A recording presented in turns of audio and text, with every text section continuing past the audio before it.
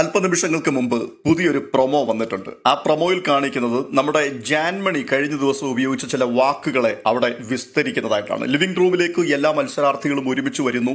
അവിടെ വന്നിട്ട് ജാൻമണിയാണ് സംസാരിക്കുന്നതായി നമുക്ക് ആദ്യം കാണുവാൻ സാധിക്കുന്നത്. ജാൻമണി പറയുന്ന ഒരു വാക്ക് ഇങ്ങനെയാ: I didn't use that word. അപ്പോൾ പെട്ടെന്ന് കൈകൾ ഉയർത്തിക്കൊണ്ട് ശ്രീരേഖ അതിനെ കൗണ്ടർ ചെയ്യുകയാണ്. You said it. കേട്ട ആൾക്കാർ ഇവിടെ ഇരിപ്പുണ്ട്. ഈ വിഷയം കഴിഞ്ഞ ദിവസങ്ങളിൽ സംസാരിച്ചൊരു വലിയ പ്രശ്നമാണ്. ഗബ്രിയും ജാൻമണിയും തമ്മിൽ ഒരു വാഗ്വാദം നടക്കുന്ന സമയത്ത് പെട്ടെന്ന് ജാൻമണി പറഞ്ഞതാണ്, ഇവിടെയുള്ള ആൾക്കാർ വെറും തേർഡ് ക്ലാസ് ആൾക്കാരാണ്. ആ സമയത്ത് ഗബ്രി തന്നെ ചോദിക്കുന്നുണ്ട്, ഈ തേർഡ് ക്ലാസ് എന്നൊക്കെ പറഞ്ഞു കഴിഞ്ഞാൽ എന്താണ്? അപ്പോൾ അവർ ഈ ബിസിനസ് ക്ലാസ്സിനെ കുറിച്ചും തേർഡ് ക്ലാസ്സിനെ കുറിച്ചുമാണ് സംസാരിക്കുന്നത്. ഫ്ലൈറ്റിൽ യാത്ര ചെയ്തവർ പറയുന്നൊരു വാക്കാണ് ബിസിനസ് ക്ലാസ് എന്നും തേർഡ് ക്ലാസ് എന്നും ഒക്കെ. അപ്പോൾ ഈ തേർഡ് ക്ലാസ് ആൾക്കാർ എന്നുള്ളത് കൊണ്ട് ഉദ്ദേശിക്കുന്നത് എന്താണ്? സാമ്പത്തികമായി പിന്നോക്കം നിൽക്കുന്ന ആൾക്കാർ എടുക്കുന്ന ടിക്കറ്റാണ് ഈ എക്കണോമി ടിക്കറ്റ് എന്നൊക്കെ പറയുന്നത്. അതിനെ ഉദ്ദേശിച്ചാണോ പറയുന്നത്? അത് അത്ര തരം താഴ്ന്നൊരു കാര്യമല്ലല്ലോ. ഈ തേർഡ് ക്ലാസ് എന്ന് പറയുന്നത് കൊണ്ട് എന്താണ് താങ്കൾ ഉദ്ദേശിക്കുന്നത് എന്നൊക്കെ ചോദിച്ച് അവിടെ അന്നേരം തന്നെ ഒരു വിവാദമായതാണ്. പക്ഷേ ഇപ്പോൾ അതിനെ പരസ്യ വിചാരണയിലേക്ക് കൊണ്ടുവന്നിരിക്കുകയാണ്. എന്നാൽ ജാൻമണി ഇതിനെ തുറന്നെതിർക്കുകയാണ്. ഞാൻ അങ്ങനെ ഒരു വാക്ക് പറഞ്ഞിട്ടില്ല.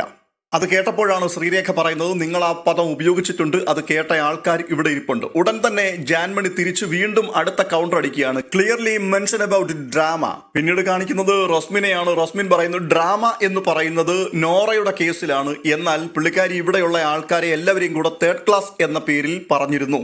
അതിന് മറുപടിയായിട്ട് ജാൻമണി പൊട്ടിത്തെറിക്കുകയാണ്. I am Janmani Das. 2006 മുതൽ ഞാൻ ബിസിനസ് ക്ലാസ്സിൽ തന്നെ ട്രാവൽ ചെയ്യുന്ന ഒരാളാണ്. ഞാൻ തട്ടിമുട്ടി അങ്ങനെ റോഡിലിരിക്കുന്ന ആളൊന്നുമല്ല. ഇത് പറഞ്ഞിട്ട് കലിച്ചങ്ങ് ഇറങ്ങി പോവുകയാണ് ജാൻമണി ആ മീറ്റിംഗിന്റെ ഇടയിലെന്നും. പെട്ടെന്ന് ബിഗ് ബോസ് ജാൻമണിയെ തിരികെ വിളിക്കുകയാണ്. ഒരു ചർച്ച നടക്കുമ്പോൾ എല്ലാവരും ലിവിംഗ് റൂമിൽ ഇരിക്കുക എന്ന്. ആ സമയത്ത് വെട്ടിത്തിരിഞ്ഞ് ജാൻമണി മടങ്ങി വരുവാൻ പോകുന്ന ആ ചമ്മിയ മുഖമൊക്കെ നമുക്കവിടെ കാണുവാൻ സാധിക്കുന്നുണ്ട്. എന്തായാലും ഈ പ്രശ്നം BB ഹൗസിനുള്ളിൽ മറ്റൊരു പൊട്ടിത്തെറിക്ക് കാരണമാകാൻ പോവുകയാണ്. വലിയ വിവാദങ്ങൾ ഉണ്ടാകും എന്നുള്ളത് ഉറപ്പാണ്. കാരണം മറ്റാരോടും കളിക്കുന്നത് പോലെയല്ല ജാൻമണിയോട് കളിക്കുന്നത്. ജാൻമണിക്ക് സ്നേഹമാണെങ്കിൽ ഭയങ്കര സ്നേഹമാണ്. എടുത്ത് വയറ്റിലിടുകയോ തോളിലെടുത്ത് വെക്കുകയോ ഒക്കെ ചെയ്ത് കളയും. പക്ഷേ ജാൻമണിക്ക് സില്ലി കേസുകൾ മതി പൊട്ടിത്തെറിക്കുവാൻ. നിസ്സാരമായ വിഷയത്തെ ജാൻമണി ഭയങ്കര പ്രശ്നമാക്കി മാറ്റും. മാത്രവുമല്ല, ജാൻമണിക്കെതിരായി സംസാരിക്കുന്ന ആൾക്കാരെ കണക്കിന് ശപിക്കുകയും ചെയ്യും. കഴിഞ്ഞ ദിവസങ്ങളിലൊക്കെ ജാൻമണിയുടെ ശാപവാക്കുകൾ കൊണ്ട് ബിഗ് ബോസ് വീട് ഇടയ്ക്കിടയ്ക്ക് മുഖരിതമാകുന്ന കാഴ്ച കാണുന്നുണ്ടായിരുന്നു. അവളുടെ നാക്ക് താന്നു പോകും, അവൾ സംസാരിക്കില്ല. ഒരൊറ്റ ആക്സിഡന്റ് മതി, അവളുടെ കൈയും കാലും പോകും. ജാൻമണിയാണ് പറയുന്നത്, ഞാൻ പറഞ്ഞാൽ നടന്നിരിക്കും, ഞാൻ പ്രാർത്ഥിക്കും, എൻ്റെ വാക്കുകൾക്ക് അത്രമാത്രം പവറുണ്ട് എന്നൊക്കെ പറഞ്ഞുകൊണ്ട് ശാപവാക്കുകൾ പറയുകയാണ്.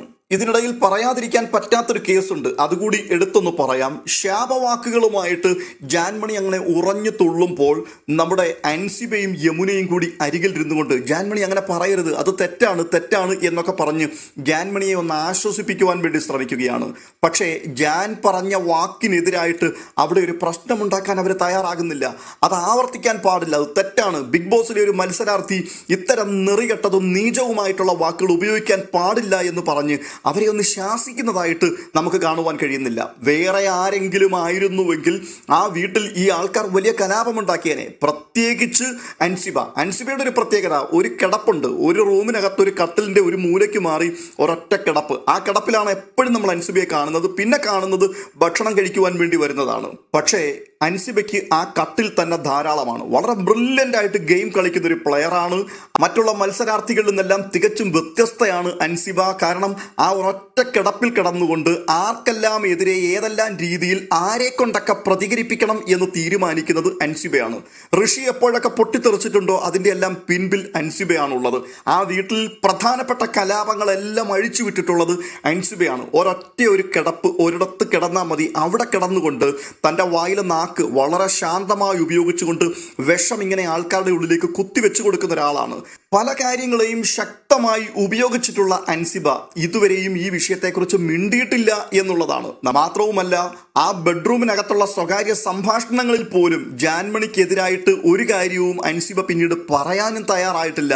അത് കേട്ടു, അവിടെ വിട്ടു. അപ്പോൾ ചിലർക്ക് ചില ആൾക്കാരോട് ചില സോഫ്റ്റ് കോർണർ മെന്റാലിറ്റീസ് ഉണ്ട്. അതുണ്ടായിക്കോട്ടെ, നല്ല കാര്യമാണ്. എല്ലാ ആൾക്കാർക്കും ഗ്രൂപ്പ് കളികളും കാര്യങ്ങളൊക്കെ അവിടെയുണ്ട്. പക്ഷേ ഗുരുതരമായ അനീതികളൊക്കെ കാണുമ്പോൾ അതിനെതിരെ പ്രതികരിക്കാതെ മിണ്ടാതിരിക്കുക എന്ന് പറയുമ്പോൾ അത് കള്ളത്തരമാണ്, കള്ളത്തിന് കൂട്ടുനിൽക്കലാണ്, അനീതിക്ക് ചൂട്ടുപിടിച്ചുകൊണ്ട് മുൻപിൽ നടക്കലാണ്. ഇതൊക്കെ പ്രേക്ഷകർ കാണുന്നുണ്ടല്ലോ. എന്തായാലും ജാൻമണിക്കെതിരായിട്ടുള്ള പടയൊരുക്കങ്ങൾ ഒരു ഭാഗത്തുനിന്ന് ആരംഭിച്ചിരിക്കുകയാണ്. ജാൻമണി എങ്ങനെയാണ് ഇതിനെ പ്രതിരോധിക്കാൻ പോകുന്നത്? ഇനി ജാൻമണി ആരെയൊക്കെയാണ് പുതുതായി ശപിച്ച് തളർത്തിയിടുവാൻ വേണ്ടി ശ്രമിക്കുന്നത്? ഇതെല്ലാം നമുക്കറിയാം. ഇന്നത്തെ പ്രൊമോയിൽ കൂടി വലിയ വിവാദത്തിനും അടിക്കുമുള്ള വഴി വെട്ടിത്തുറന്നു വരുന്നതായി നമുക്ക് മനസ്സിലാക്കുവാൻ സാധിക്കുന്നു. മറ്റൊരു അപ്ഡേഷനുമായി വീണ്ടും എത്താം.